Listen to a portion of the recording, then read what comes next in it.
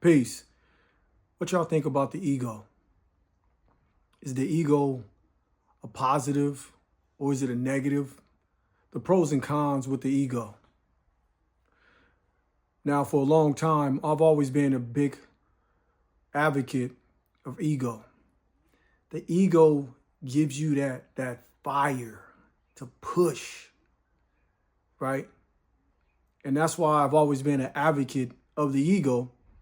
But recently, I've been really taking a deep dive into the ego and really peeling back the layers on the pros and cons of the ego.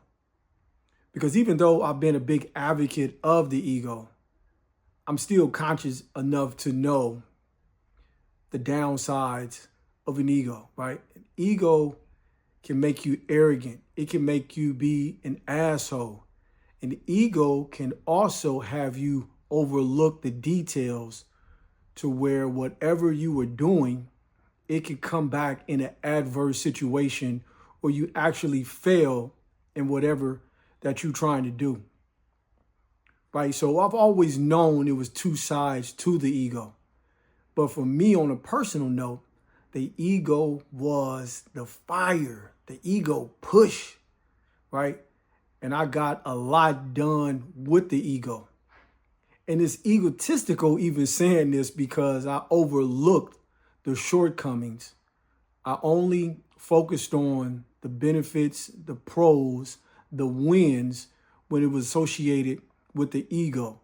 So I've always advocated for the ego outside of, like Eastern philosophies and getting rid of the ego in meditation and things in that area. But I've always leaned on the ego, So a couple of examples of the pros, the positive aspects of the ego would be if you really wanted to, say, buy a car, buy a house, right? For your living situations. We're not talking about the material shit to where you trying to floss or flow show. Just something to where you living in a comfortable space to where you feel you should be living in that space, right? Like you deserve the finer things. You deserve a comfort of living that is up to your standards, right? That's ego. And if that ego is pushing you to get these material items, is that a bad thing? But you getting those material items for a certain way of life. But who cares about the certain way of life? See, this is when you start peeling back the layers on what's the motivation behind it. Is it because you want to be in this new car? Or are you subconsciously more concerned about what type of car you drive and what type of reaction and the perspective that you're going to get from people that's going to stroke your ego about the car? Or you get a big house. It has a pool, jacuzzi, sauna. And what's going to come with that is that people is going to give you accolades about how bad your house is, damn, I wish I can have that, But all of those quote unquote support systems in terms of what you've accumulated to, that's really stroking your ego. Another example would be if you in a charity, if you give in charity, if you doing charitable acts and people know about it, even if they don't know about it, right? This is where the ego always plays a fact. If people know about the charity or they don't know, it's you that know.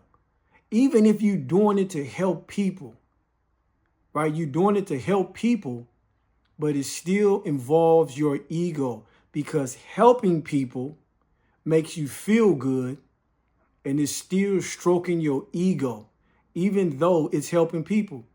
So does that make the ego a negative? It's almost like that angel and that devil on your shoulder. It all depends because the ego still plays a part in everything that we do, because society, especially in Western culture, is based off of that. It's based off the ego.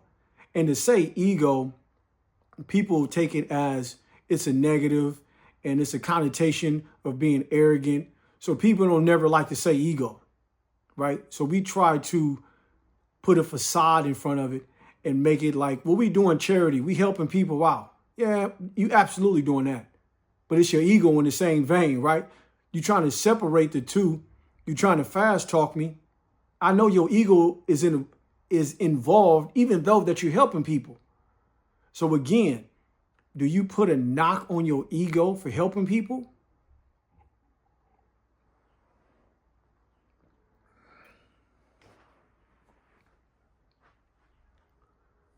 So another example would be, what if you lose your job, right? You lose your job, and the first thing that comes to most people's mind is their livelihood is at stake now. So you lose your job. I'd argue that's your ego, because now your social status most likely will fall. And who cares about your social status? It's the people around you. It's the people around you that says that, or you broke now, or well, you ain't having it like you had it. And then you feel a certain way. But why do you feel a certain way? Because it's your ego. You can always downsize everything and just live. I'm not talking about living like you homeless, but you can downsize, right? And you can make do with what you have, and you can be healthy. You know, you can have healthy relationships and you can live just fine. But coming from a new car to an old car, right? When they both do the same thing, both of them go get you from A to B. But the social status plays a part in all of our minds, that now we're looked at like we're broke, we lost our job, right? And now my ego is hurt because people gonna look at me a certain way, like I don't have no money, like I'm broke now. And you know, when somebody call you broke, you come back immediately with the rebuttal like, shit, I ain't broke like that. You know, you don't know what I did. I got investments. I got money saved up. All of that is ego.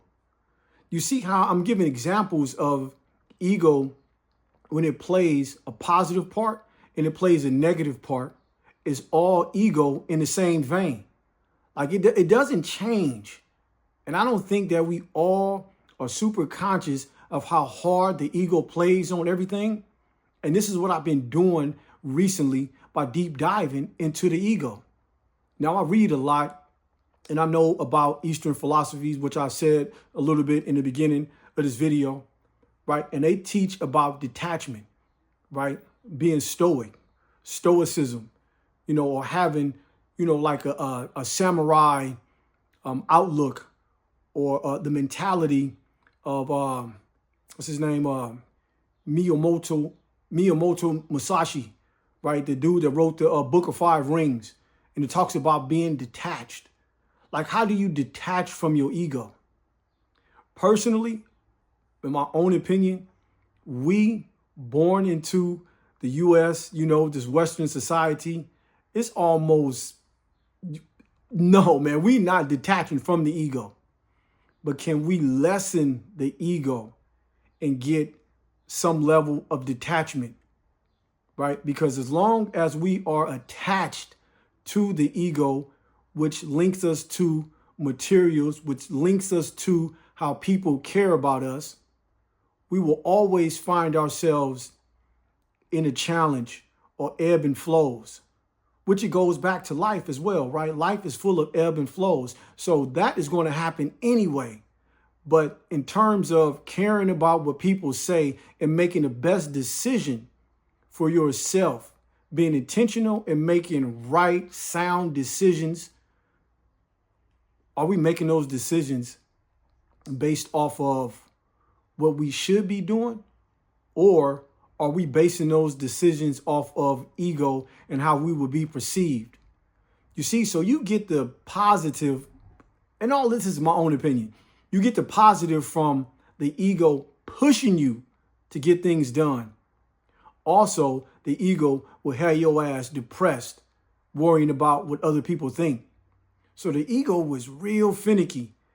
And there's no wonder why some of the ancient teachings was about detaching from your ego. It says detachment, but it's really talking about being detached from your ego. If you can detach from your ego, therein lies real power.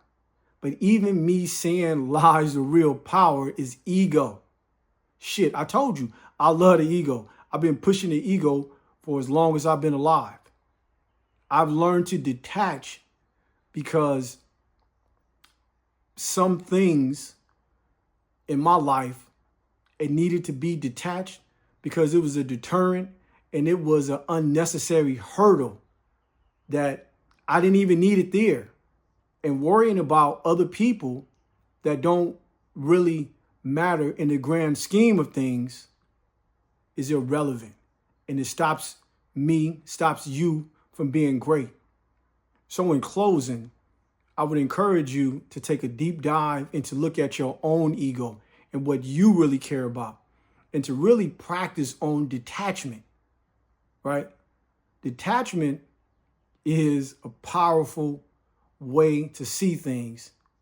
But man, again, even as I'm saying this, that's ego, man.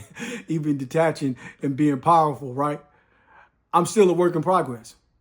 I just know that it's super benefits in working on detachment. It won't happen overnight. It's something that we all need to work on.